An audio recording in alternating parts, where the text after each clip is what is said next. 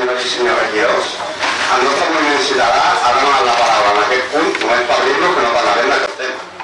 Després de 10 mesos d'espera, sense resposta per part seva a les nostres al·legacions i suggeriments, pensem que l'únic àmbit possible a poder dir la nostra opinió està situat als despatxos de la Fiscalia del Tribunal Superior de Justícia de Catalunya. Això no és cas que la fiscal que investiga el cas des del 27 de desembre de 2008 ho consideri oportú.